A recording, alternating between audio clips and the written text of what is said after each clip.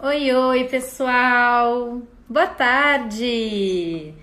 Coisa boa, um monte de gente vindo almoçar comigo e com a Cris pra gente conversar sobre a nossa segunda aula da nossa jornada Flex. Oi, oi, Flávia! Oi, Dani! Oi, gente! Que legal ter vocês aqui com a gente, vai ser bem bacana. Oi, Monique! Que bacana ter.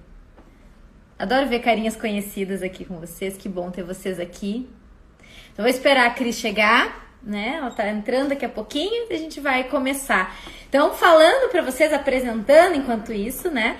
Nós estamos aqui para falar sobre a segunda aula da jornada Flex, né? Lembrando que essa jornada fala sobre como conduzir de uma forma bacana os contratos, combinações e pensar em termos de avaliação como que a gente pode conduzir o atendimento híbrido. E lembrando para vocês que o atendimento híbrido é quando no mesmo atendimento, quando no mesmo paciente, nós vamos usar o atendimento de forma virtual, online e presencial também. E como é que a gente faz essas combinações necessárias, como é que a gente conversa sobre isso, né? Então a gente vai estar falando sobre isso na primeira aula e na primeira live. Nós falamos avaliação, como é que a gente avalia critérios tanto do paciente quanto do terapeuta, se ele se adequa ao modelo híbrido. Oi, amiga! Oi, Lu. Eu tava esperando você dizer no WhatsApp. Foi, que você sempre diz. E fiquei lá. Ah, Olha, desculpa, ela já deve estar lá.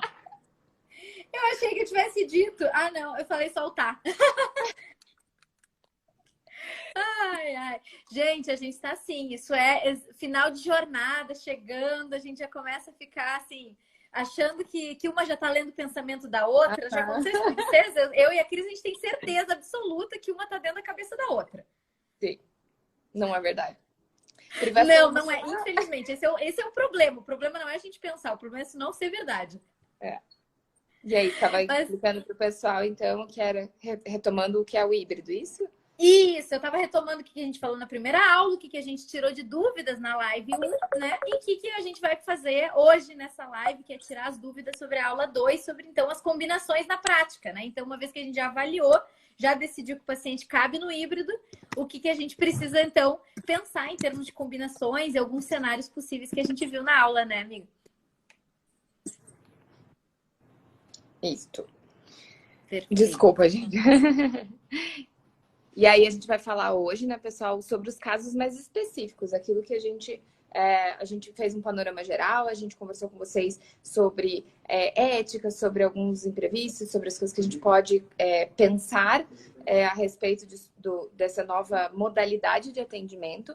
E aí a gente está aqui agora para discutir com vocês especificamente casos que vocês venham enfrentar, ou que vocês já enfrentaram, ou também fazer um apanhado um pouquinho de algumas coisas que a gente já passou por aí, para a gente entender como conduzir as situações de que vão caber ou não vão caber dentro daquela modalidade. E hoje mesmo, na nossa comunidade, a gente estava falando sobre isso, que já estavam pedindo lá de manhã uma indicação para a rede, para um atendimento para uma pessoa, e o critério era uma paciente grave, que já foi avaliado por uma profissional e que precisa de uma orientação e um acolhimento e um tratamento por um transtorno de personalidade, com uma comorbidade e uma ansiedade severa, e que muito possivelmente, como a gente está falando lá, o indicado é que não tenha um atendimento online, 100% online, né, Lu?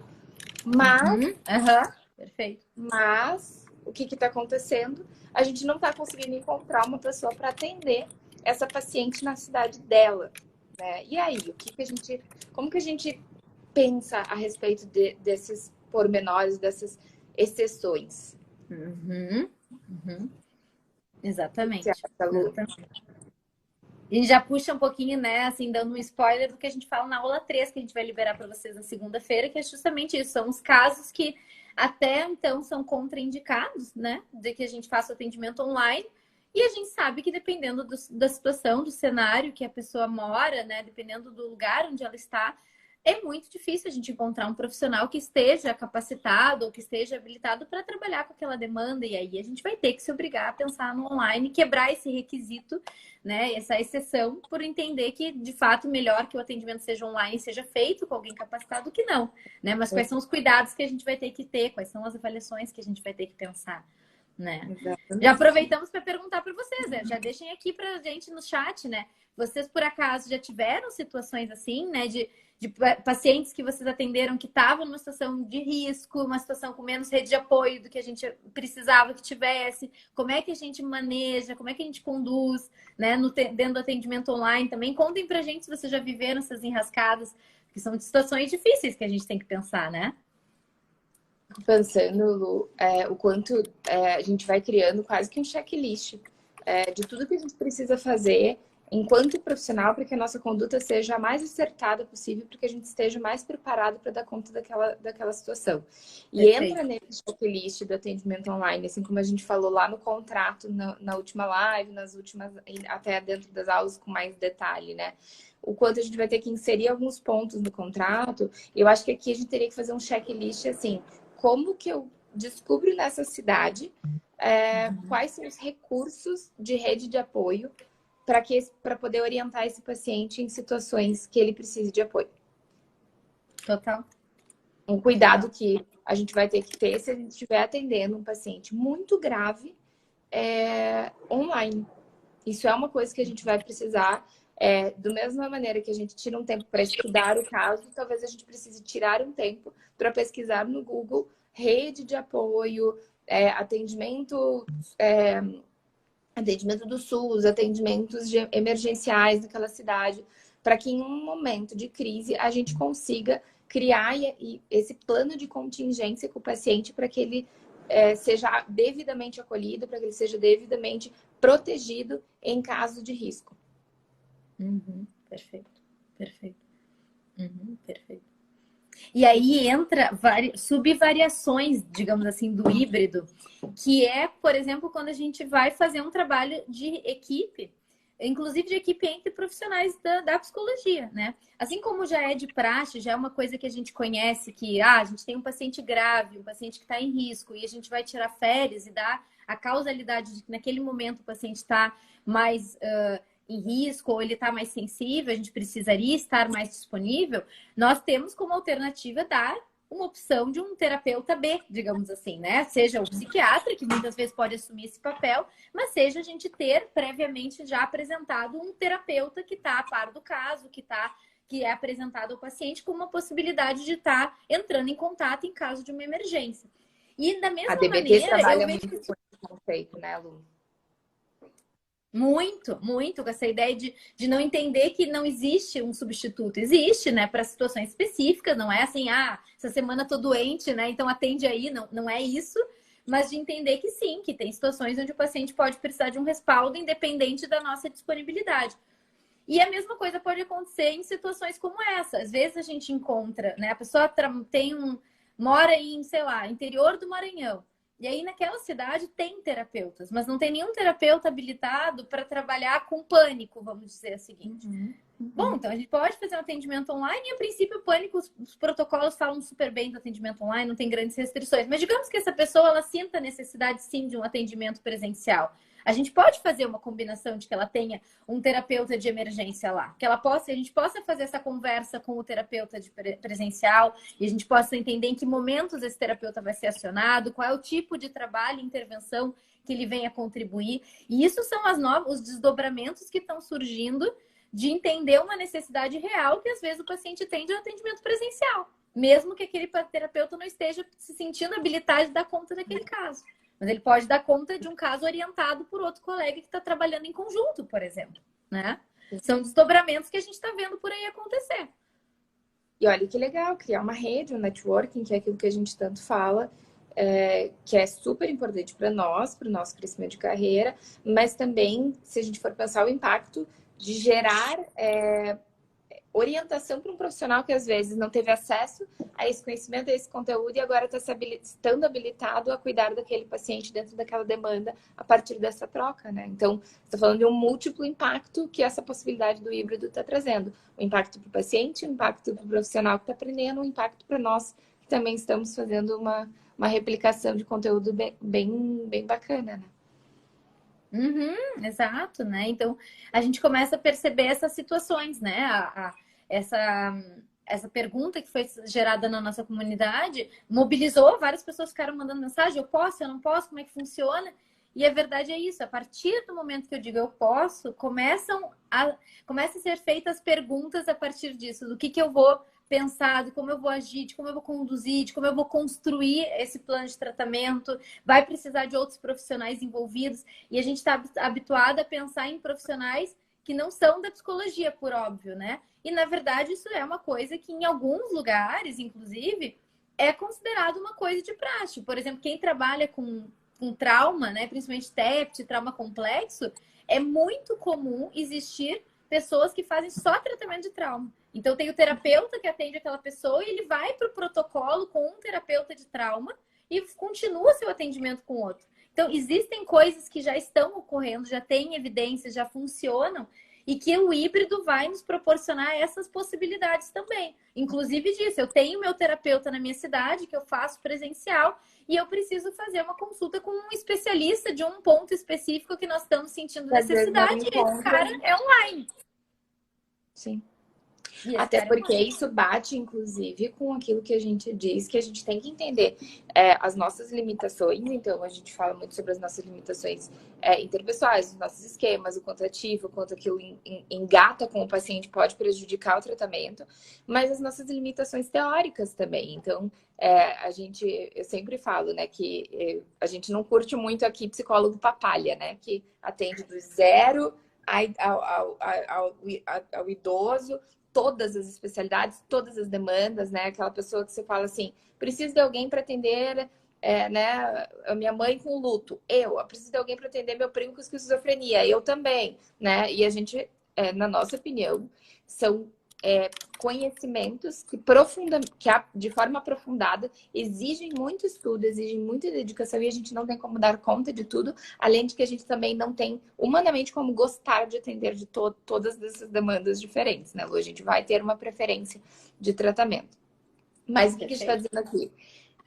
Quando o meu paciente passar por uma situação que às vezes eu não souber o que fazer, né? A gente está dizendo, então, que existe a possibilidade de eu buscar o amparo de um trabalho paralelo, né? Que seria uma modalidade híbrida, uma modalidade semi-intensiva ali de tratamento quando houver um foco. Então, a Lu sempre fala, né, Lu, do toque, o quanto você não curte muito o protocolo do toque, não tem muito essa afinidade com esse tratamento e que, por vezes, você teve que encaminhar pacientes que, por um tempo, fizeram o protocolo de toque com outro terapeuta especializado, mas seguiram sendo seu paciente em aspectos gerais da vida, nas demais demandas, que já vinham com você por num processo de um tempo e que seguiram depois com você, mas que fizeram aquela intervenção específica. Vocês já tinham pensado nisso? Eu acho bem interessante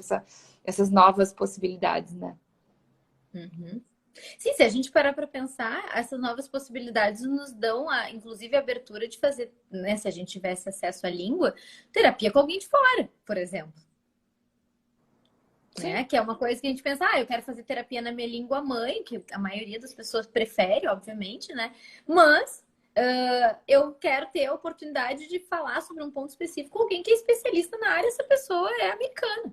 E eu também vou poder. Então, acho que tem 1000 desdobramentos possíveis que a gente pode estar pensando no meio disso tudo, né? E que antes a gente não pensava. Era uma coisa que parecia esquisito. Como assim? Vai ter 2 profissionais atendendo? Como assim? Vai ter uma pessoa, né, online, outra presencial? A gente tinha várias travas, que é o que a gente falou muito na aula 1, na live da aula 1, quanto a gente vem ressignificando muito qual é o lugar que ocupa o terapeuta e o tratamento e a reflexão sobre o que é melhor ou não para aquele paciente. Isso tudo são coisas que a gente está tendo oportunidade de repensar isso, né? Ainda é tudo muito novo, né? E o pessoal comentou, né? Veja, não, a gente não está falando aqui que dá para fazer psicoterapia com 2 profissionais ao mesmo tempo. Sim. Né? E porque isso é muito comum, não sei se vocês já passaram por isso, mas eu já passei muitas vezes de um paciente vir, às vezes, de um terapeuta, especialmente de uma outra abordagem, e dizer, eu quero fazer terapia com você e com a outra pessoa, né?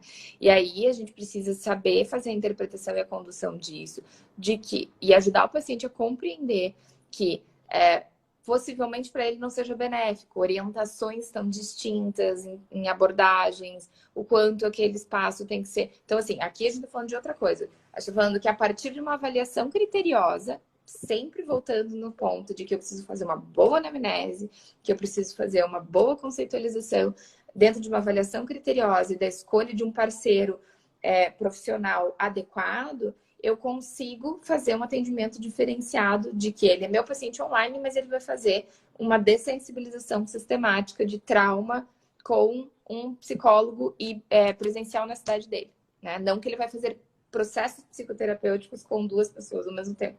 É diferente, né? Não, e se fizer, né? Porque, por exemplo, o protocolo de trauma, até eles fazem essa superposição na mesma semana, não é falando sobre as mesmas coisas. Aí é o ponto, né? Eu digo assim, para trabalhar psicoterapia, eu vou fazer terapia por anos com as mesmas pessoas, trabalhando as mesmas questões. Não é esse o foco, né? Exatamente. Inclusive na questão do que a gente falou do atendimento presencial. Se eu vou optar que aquele paciente precisa de uma consulta presencial, eu vou planejar o que tem do presencial, que aquele paciente identifica como uma falta no online, que a gente vai montar para aquele encontro ser um atendimento mais específico, mais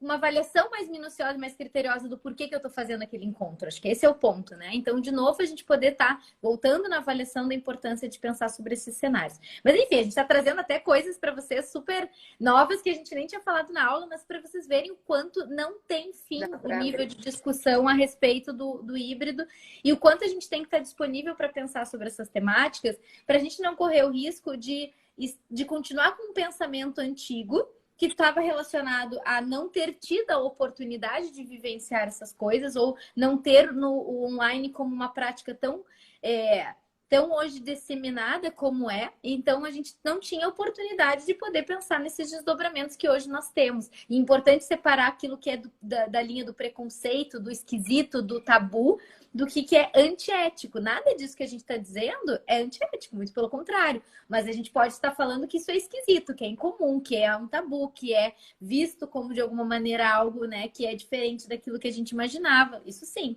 né? Sim. Perfeito. E estava pensando aqui o quanto o pessoal trouxe bastante no nosso plantão Tira Dúvidas lá no portal essa semana, essas questões, sabe, Lu?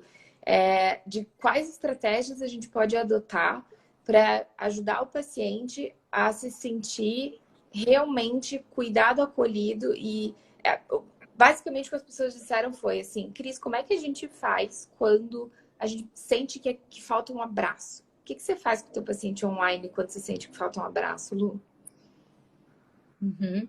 Sim, são questões que a gente pode avaliar. Assim, se a gente está em outra cidade, não tem o que fazer, né? A gente não vai pedir para o paciente pegar um avião e ir lá para dar um abraço. E aí a gente vai usar muitas das intervenções, uma coisa mais sensorial, mais imaginativa, né? Eu quero que tu te abrace, me feche os olhos, imagina que eu estou te dando um abraço, e a gente fazer uma condução mais a nível vivencial, de técnica. Mas se a gente, por exemplo, tá numa situação onde a gente não vê o paciente por uma questão de viabilidade, a pessoa mora, sei lá, 1 hora de distância dali, não é tão fácil, né? A gente conseguir encontrar esse paciente. Bom, a gente pode fazer uma combinação e dizer, olha, que você não faz um encontro para isso, né? Não somente para o abraço, mas para a gente poder se encontrar, se conhecer pessoalmente. Eu acho que isso vai ser uma coisa importante para a gente. Eu acho que isso tem tudo a ver com muitas coisas que a gente trabalha em terapia e a gente fazer esse encontro, né? E viabilizar isso. Isso significa na prática que se o terapeuta só atende online, ele vai encontrar um lugar para fazer isso. Se aquele paciente ele não está acostumado a se deslocar, ele vai pensar em como fazer isso. A Bruna comentou ali, pode enviar algum mimo? Pode muito enviar um mimo, se aquilo faz sentido para a conexão, se aquilo faz sentido para o atendimento da necessidade daquele paciente, de se sentir vinculado, né? Excelente. E aí, a pergunta é, Lu, e se o paciente e o terapeuta estão pensando ou dizendo nesse momento, verbalmente ou internamente, mas não vejo necessidade nenhuma. Para que isso? Não gosto, não faço questão, é melhor o online, tá tudo ótimo assim. O que a gente precisa fazer mediante esta afirmação? Uhum.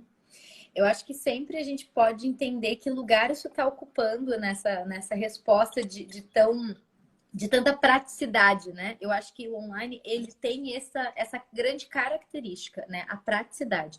A oportunidade do paciente não precisar se deslocar, do terapeuta não precisar se deslocar, de não precisar ter todos os custos do parte do terapeuta operacionais da sala.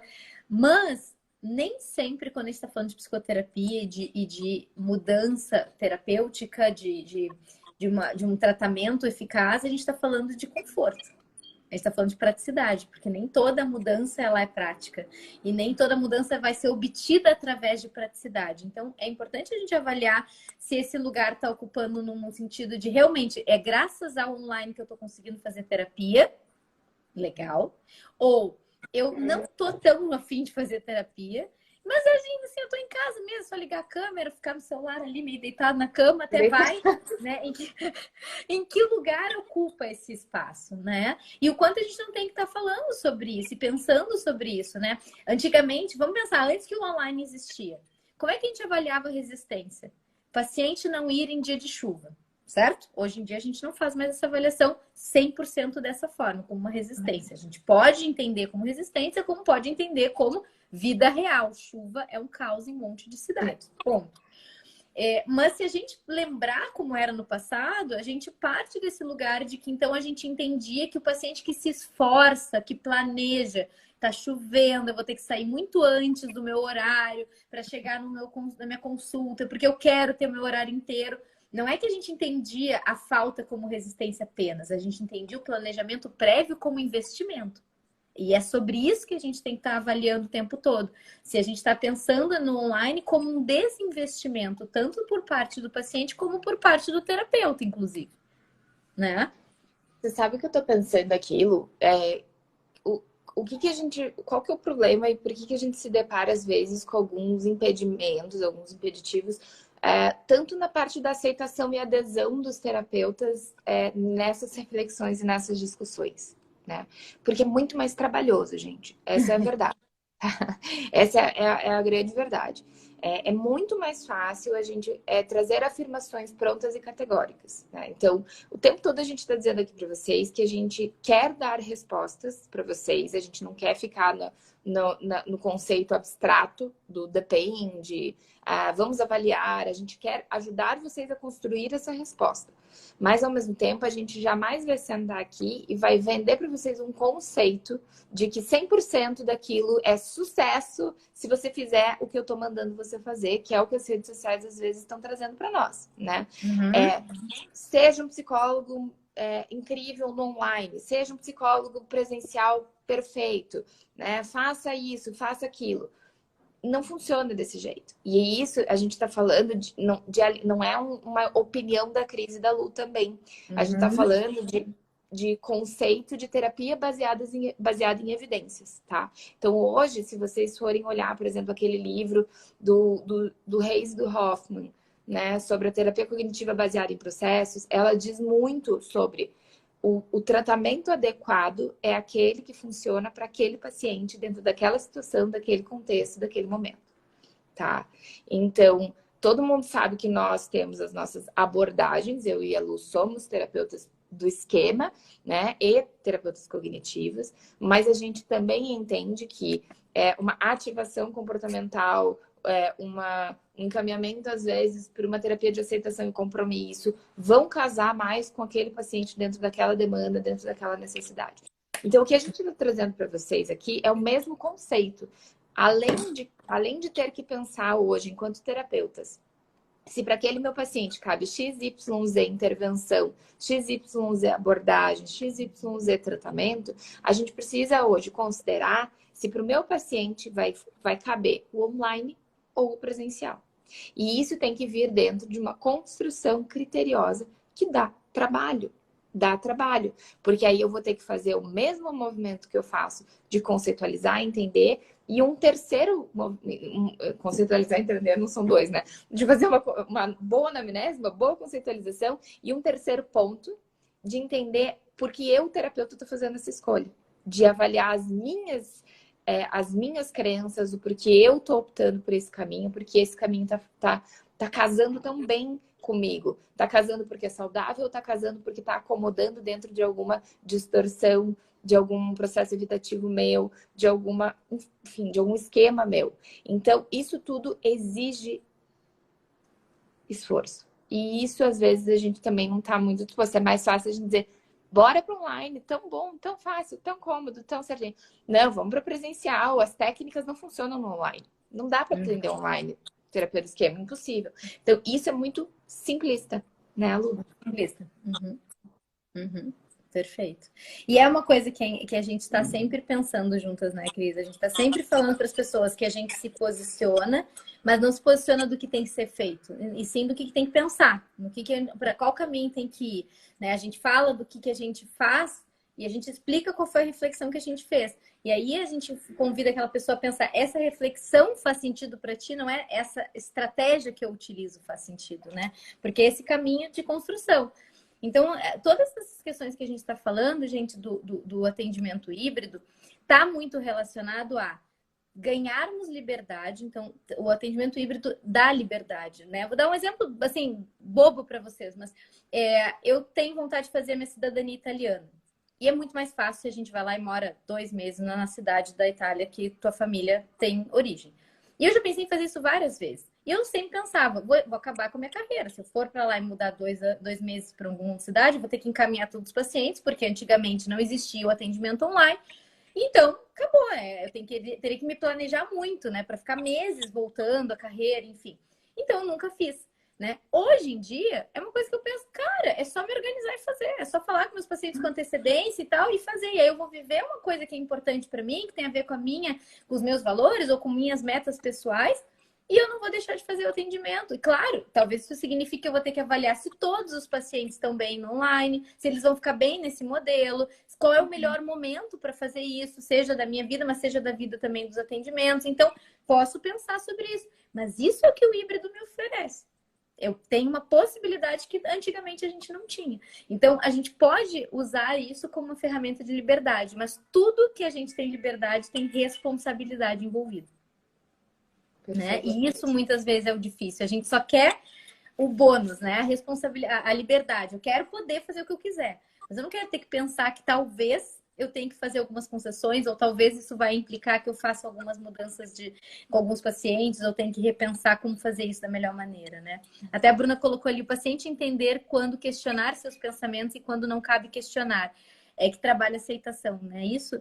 Bru, não sei se entendi qual era o contexto, se era o contexto que a Cris estava falando. Da escolha da abordagem? Pois é, fiquei um pouquinho na dúvida. Bruno, nos explica um pouquinho qual era a parte, porque a gente trocou de assunto, eu acho, e a gente abandonou na pergunta. Desculpa. Abandonando a cabeça. Pergunte de novo, só para nos explicar se era na parte da escolha de abordagem que a gente conversaria com você sobre isso, que eu acho que é isso, mas só para ter certeza. Né?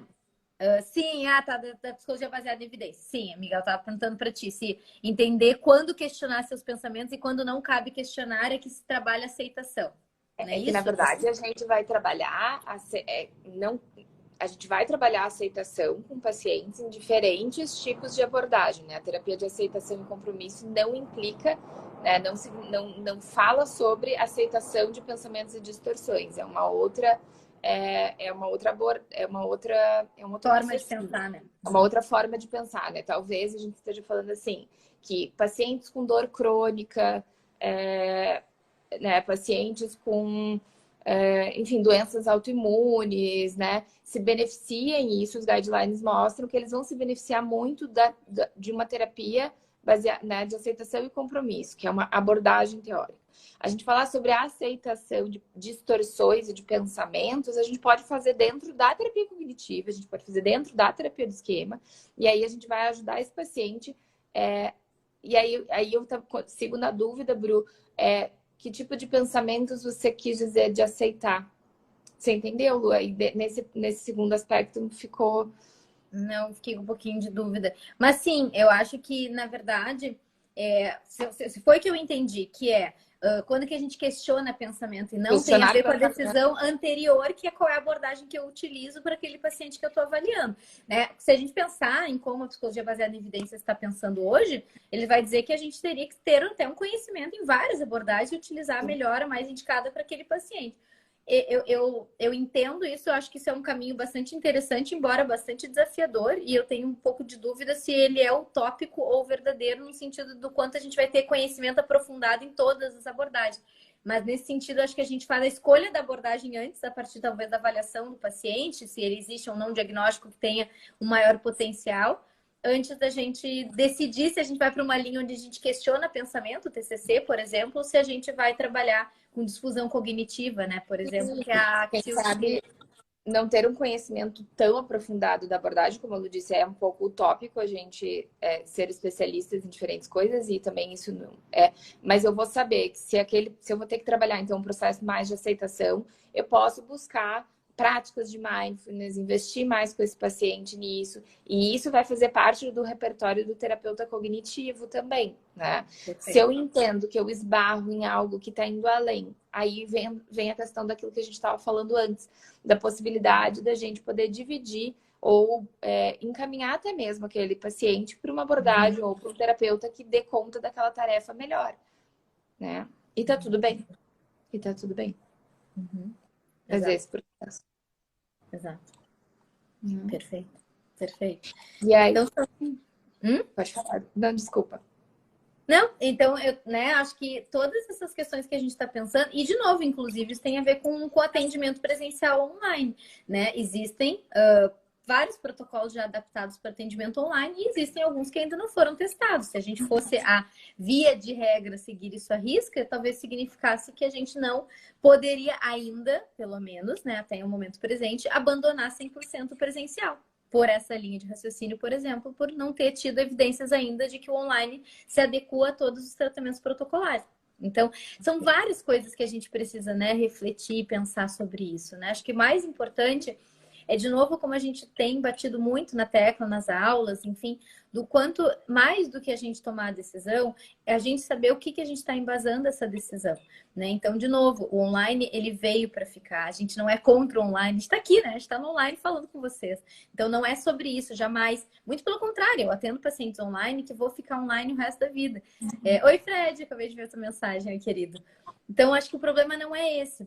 Eu acho que o problema é quando a gente acaba não fazendo uma reflexão se de fato aquele paciente que a gente está colocando num contexto online não poderia se beneficiar mais no atendimento presencial ou híbrido, que é o que a gente está tentando muito validar com vocês a importância da gente considerar o híbrido, né, no nosso atendimento futuro. E se a gente não deveria, a partir disso, pensar se a gente vai fazer essa adequação ou se isso significa que o paciente teria que estar sendo atendido, por exemplo, por um outro terapeuta. Também poderia ser uma possibilidade, né? O Lucas Bandinelli falou ali que a pandemia acelerou muito esse processo de adaptação. E é bem isso. Só que a gente tem falado, enfim, sobre o quanto o online era um caminho que estava vindo e que a pandemia fez com que isso virasse regra, virasse realidade, virasse maioria, né? E que agora que ela está reduzindo, né? Que a gente está tendo maior liberdade, a gente está tendo essa escolha, essa possibilidade de optar entre um e outro, né? Só que eu gostei muito, a palavra adaptação que o Lucas usou me fez refletir muito sobre uma coisa que a gente tem que sempre pensar enquanto terapeutas, tá? A gente sabe, a gente estuda sobre os efeitos nocivos do aceleramento da globalização na nossa saúde mental, né? Então, tudo que a gente vai falar hoje de estudos sobre aumento de casos de depressão, aumento de casos de ansiedade, aumento de casos de diversas patologias, a gente está olhando também para uma base que basicamente nos diz: nós temos um cérebro que surgiu lá milhões de anos atrás, que passou por todo um processo adaptativo, que se adequou a uma realidade. E aí a gente mudou essa realidade brutalmente em 100 anos e o nosso cérebro não teve tempo de crescer junto com isso. E aí a gente esbarra em um monte de problema. Então a gente não faz exercício físico, a gente se alimenta de forma diferente, a gente tá mais sedentário, assim, a gente mudou nossos hábitos. E aí o que a gente tá falando aqui, gente? Dopamina, serotonina, endorfina, né? Hormônios que são necessários para nossa regulação emocional basal, para nossa manter o nosso equilíbrio emocional, né? Manter uma constância dentro do nosso funcionamento, das nossas habilidades, certo? Então, a gente já estava enfrentando tudo isso antes, gente. O que a gente está entendendo agora? A pandemia jogou todos nós para o online. E isso implica em mais uma mudança severa na nossa vida, que é a falta de contato físico e troca humana. E isso implica na redução de liberações hormonais, de componentes fundamentais. Nós somos seres sociais, nós somos seres que sobreviveram a tudo que a gente passou na época das cavernas. Nós vencemos na vida enquanto humanos, porque nós vencemos na vida juntos. Porque se a gente fosse um humaninho contra um urso, um humaninho contra um tigre, a gente tinha morrido. A gente só existiu enquanto grupo, tá, gente? Então, assim, nós temos a responsabilidade, enquanto terapeutas, de não ir simplesmente para uma resposta simplista do tá tudo certo a gente ficar online, acomodei, tá ótimo. É legal, assim como toda tecnologia, assim como toda evolução que a gente vem passando, é muito positivo. Quem é que quer voltar a ter que levantar para desligar a televisão lá no botão? Ninguém. Controle tá aí para isso, né? Mas tem efeito. Tem efeito a gente ter parado de fazer esse movimento. Então, vamos entender juntos que essas reflexões são papéis sociais e de responsabilidade técnico-teórica do terapeuta. Então, não adianta, mais uma vez, eu ir para uma resposta simplista de fechou online. Eu preciso considerar tudo isso. Eu preciso considerar qual é o efeito na saúde mental do meu paciente ele optar por viver uma vida online agora. Perfeito. Ele não vai ter contato com amigos, ele não vai ter contato com outras pessoas, porque, por vezes, para alguns pacientes, o contato conosco no consultório é o único vínculo mais emocional e de troca afetiva que ele vai ter. Então, às vezes, a gente precisa considerar isso para poder definir se aquele paciente vai ser um paciente 100% online, híbrido ou 100% presencial. A gente sabe que também não existe mais, né? Mas prioritariamente presencial, entende? Então, a reflexão vai muito além, né, Lu? Eu adorei que tu falou isso, uma coisa no final que eu acho que é o que eu tenho pensado na função das nossas aulas aqui da jornada. Não existe mais o 100% presencial, a verdade é essa. Não existe, né? Assim, a gente talvez esteja dizendo, não, eu sou um terapeuta presencial. Mentira, né? Se a gente estiver precisando contornar uma situação e atender online, a gente vai atender, a gente já se adaptou para isso. Se a gente quiser fazer uma mudança de uma viagem, a gente pode. Então, de fato, né? O ponto é, se a gente já não existe mais 100% presencial, não tem outra escolha. A gente tem que pensar sobre o que é o híbrido. E tudo isso que a gente está pensando se torna absolutamente necessário, né? O Benji acabou de falar ali, inclusive, pode ser uma estratégia evitativa. Sim, óbvio, né? E aí eu vou estar ligando terapeuta essa estratégia dos dois, né? Exato, ainda pode ser dos dois. Porque tem muito isso. Tem muitos terapeutas que a gente conhece que falam, essa coisa, né, da intimidade, assim, não gosto muito não, né? Eu me dei bem no online, cada um no seu quadrado. O que isso quer dizer, né, gente? Será que isso é só uma coisa que, é estilo, é preferência, é gosto? Não sei. Né? Quer dizer, sei o que eu penso, mas no caso, não sei. Sei, mudei, sei. Gente, assim, gosto existe por uma razão, né? A gente estava falando ontem, a gente desenvolve repertório emocional e gosto na vida a partir das nossas experiências, né? Alguém repetiu pra gente, você gosta disso, você gosta daquilo, isso faz sentido para você, isso não faz. Então, mais uma vez, é muito simplista e o Lucas tá, né, reforçando assim, tem que ter uma avaliação. Tem que ter uma avaliação onde a gente se descola do nosso eu, pessoa, entra no meu modo adulto saudável, terapeuta, né? E faço uma avaliação dos benefícios para o meu paciente, não para mim, né? Não é para mim é mais confortável, para mim é mais barato, para mim é mais moderno, não é. É para o paciente nesse caso.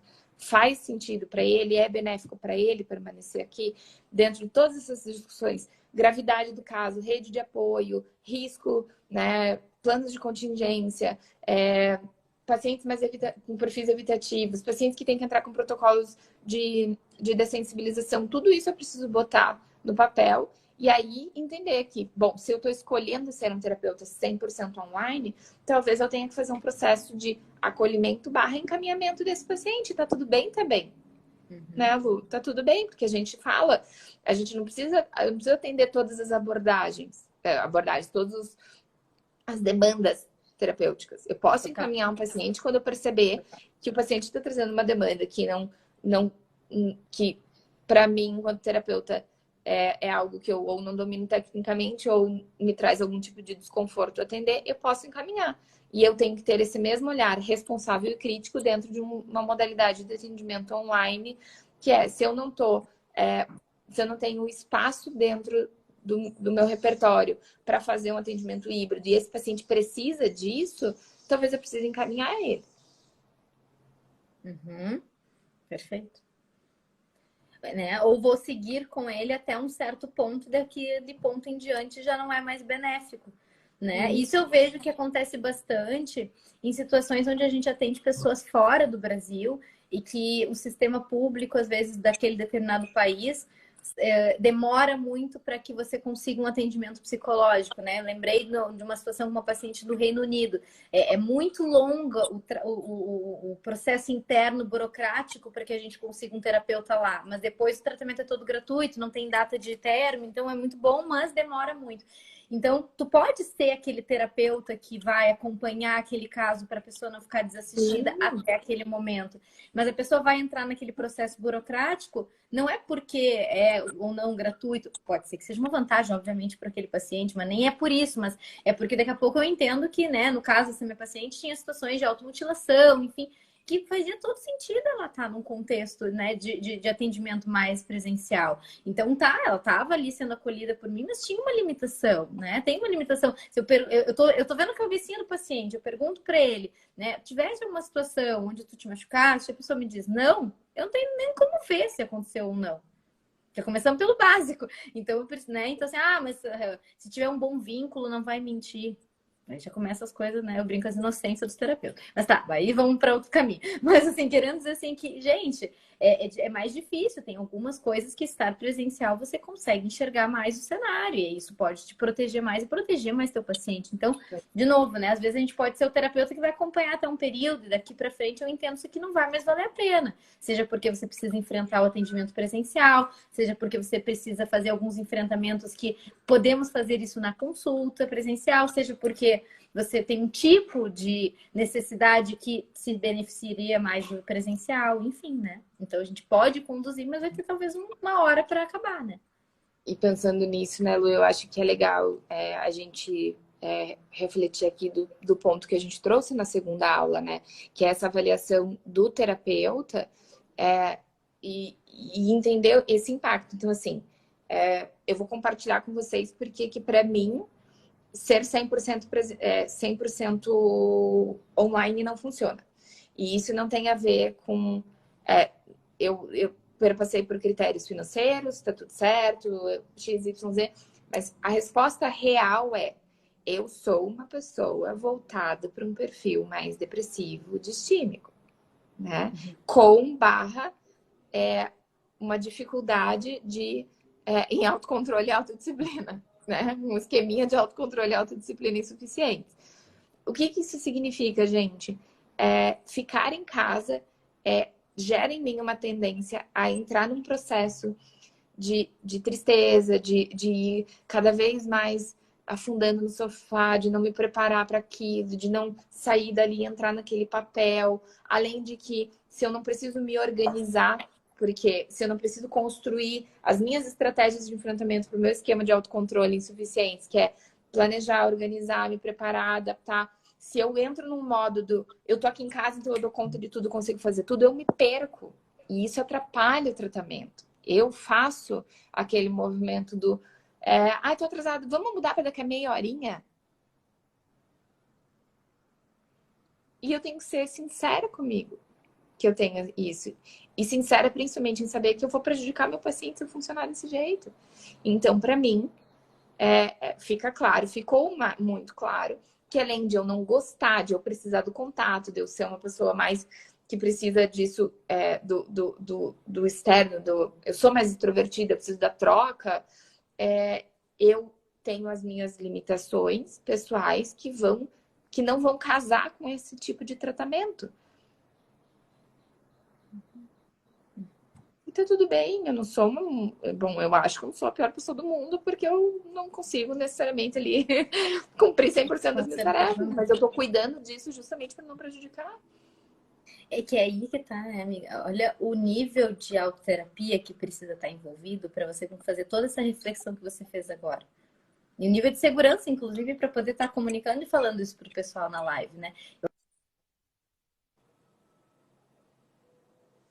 Ixi, você ficou...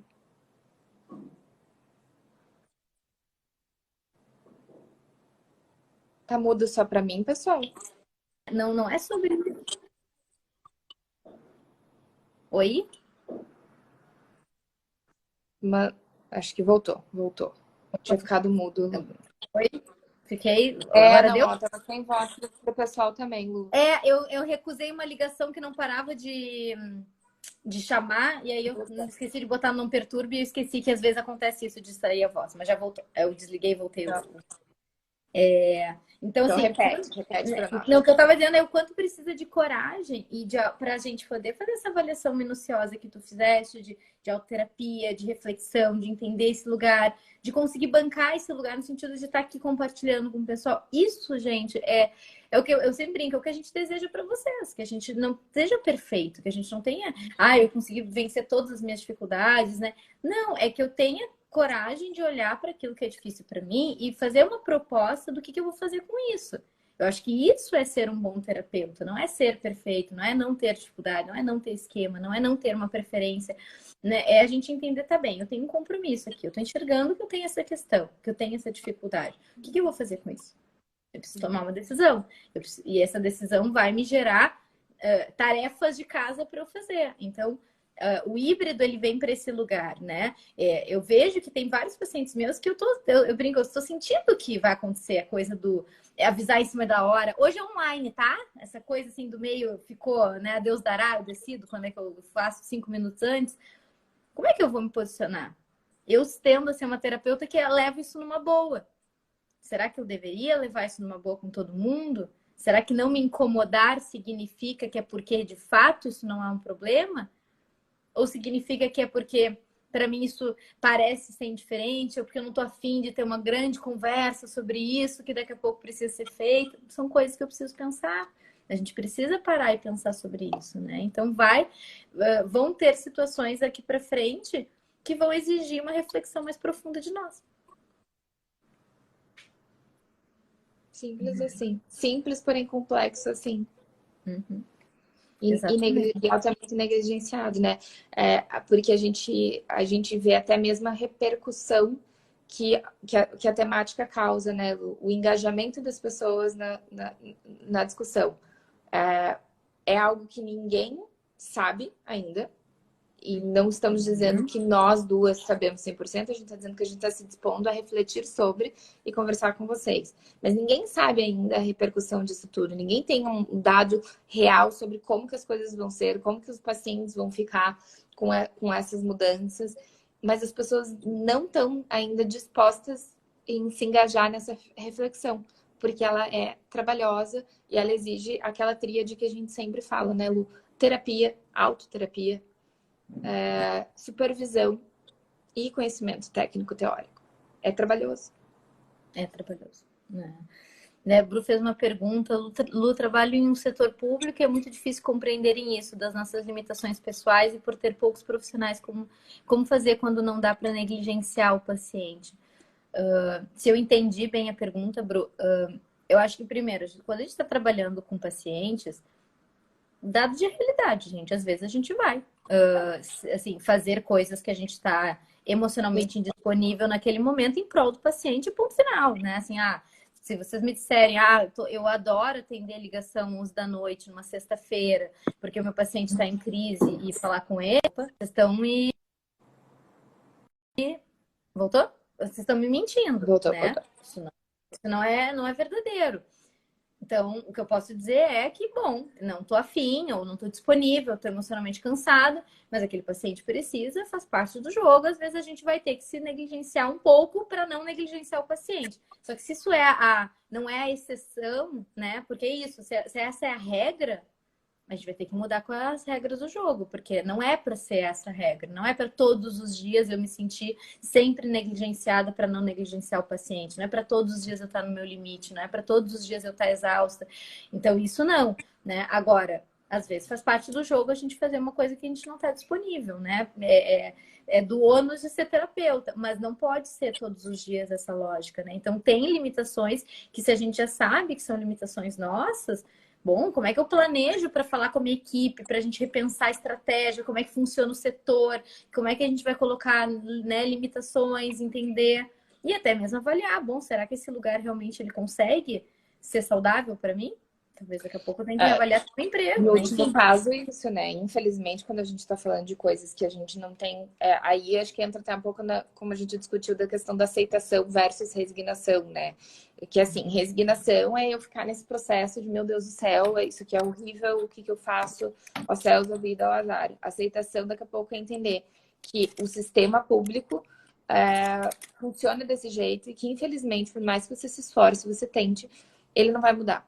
E essa é uma realidade que a gente vive na nossa vida em relação a muitas coisas. Tem muita coisa na nossa vida que a gente gostaria que fosse diferente e infelizmente não é, né? Então eu aceito essa realidade e aí eu avalio aonde eu quero chegar então a partir disso. Hoje é essa a tua realidade, Bru, e daqui a pouco, como a Lu falou, talvez não seja esse lugar que você vai precisar ou poder ficar para sempre, se for te afetar tanto. Mas hoje você tá ali e vai ter que ficar ali. Ou como a Lu sugeriu, isso a gente está falando ali em última instância, né? Que é fazer uma mudança mais radical. Ou antes disso, é a gente fazer as coisas mais simples que às vezes a gente não percebe, que é ter as DRs. Essas DRs que vêm da gente aceitar as nossas limitações. Então, se eu não chego, por exemplo, como eu e a Lu a gente faz aqui dentro do portal, né? A gente aceita as nossas limitações e a gente tem DRs. Então, assim, eu já cheguei para a Lu e disse, eu tenho pânico de aparecer e não quero ficar fazendo stories, né? Não gosto, não assim, posso vir de vez em quando e tal. E a Lu falou, tá bem. Para mim é mais confortável, então eu banco. Eu faço isso, a gente divide, eu faço por você. Então, aí ela me disse, então faz por mim o seguinte, eu odeio burocracia, cuida da burocracia para mim. Fechou? Cuida da burocracia para você. Então, às vezes, é de discutir com a equipe isso e ser sincero e dizer, gente, eu acho que talvez todos nós estejamos numa situação muito parecida, que é todo mundo está tentando dar conta de tudo e a gente poderia, então, repensar juntos e dividir aqui as possibilidades. Da mesma maneira que a gente falou lá, cabe ou não cabe atendimento online e híbrido para esse paciente? Para algum terapeuta vai caber para ele ser 100% online, assim como um outro paciente, de uma forma saudável, também vai se beneficiar de 100% online. E tá tudo bem. Eu vou dizer, então, assim, ó, Maria, essa é aqui a Roberta atende Maria é atendida pela Roberta, tá tudo certo, né? Eu, Cris, não vou atender Roberta, porque Roberta quer 100% online e eu não funciono em 100% online. E tá tudo bem. A gente só tem que ter essas reflexões. Aquilo que vai fazer sentido para mim, barra aquilo que também meu paciente precisa. Né? Porque viram que eu disse que a Roberta era uma paciente que, dentro da minha avaliação, poderia ser atendida 100% online. Aí segue o jogo. Perfeito, perfeito, perfeito. Enfim, gente, os assuntos são inesgotáveis, não tem a menor dúvida que a gente poderia ter muita coisa para falar. E não é à toa que vai ter, né? Vai ter mais uma aulinha que vocês já sabem, que é a aula 3, que vai ser liberada na segunda-feira, às 10 da manhã. Vai ser a nossa última aula encerrando a jornada. Alguns recados importantes antes da gente fechar. Se vocês quiserem fazer alguma pergunta enquanto isso, podem ir fazendo, que a gente daí faz os finais. Mas a ideia principal, tá, gente? Terceira aula, então, segunda-feira, às 10 da manhã. Nesse mesmo dia, a gente vai estar falando para vocês uma super novidade, vai estar contando um pouco mais do que a gente está aprontando no portal, algumas ideias diferentes que a gente está proporcionando, a gente está mudando toda a cara do portal para vocês verem, e aí finalmente vocês vão estar podendo ver em primeira mão todas essas mudanças. E importante também que assim, a gente não vai fazer live da terceira aula, porém, essa terceira aula, né, todas as aulas vão ficar disponíveis até o dia 15 de maio. tá? E depois, e as lives depois e junto com as aulas vão estar dentro do portal, mas não vão estar mais disponibilizadas aqui. Então vocês têm até o dia 15 para assistir. E, obviamente, falar aqui com a gente no direct, enfim, fazer perguntas ali na comunidade. Quem participa das comunidades sabem que é só fazer perguntas pra gente que a gente responde. E a gente poder ir trocando, falando sobre a questão do atendimento híbrido. Obviamente, passado o atendimento híbrido, a gente vai voltar com vocês aqui para conversar também sobre, então, outras temáticas que vocês gostariam de estar conversando e estar pensando. A gente está sempre aqui planejando coisas que fazem sentido para conversar com vocês e dentro do que vocês precisam também que a gente esteja trocando, tá?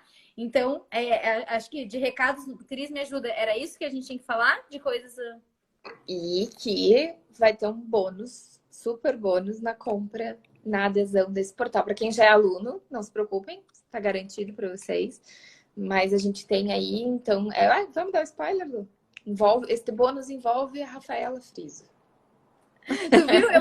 Esses dias eu fiz um stories dizendo: eu quero dar um spoiler, mas a Cris não deixa, eu brinquei. Mentira, a Cris nem sabe que eu ia falar isso. Eu falei, é só eu tentando arrumar uma desculpa pra não falar pra vocês, mas envolve a Rafa. Tô tentando me convencer. Então tá, então é assim. E a gente nem conversou sobre isso e eu também não vi você falando. Mas então tá, gente. O spoiler envolve a Rafaela Friso. O bônus envolve ela. Fiquem curiosos. Fiquem curiosos. Roberto mandou, valeu, gurias. Fiz cardio acompanhando vocês. Ai, que orgulho, né?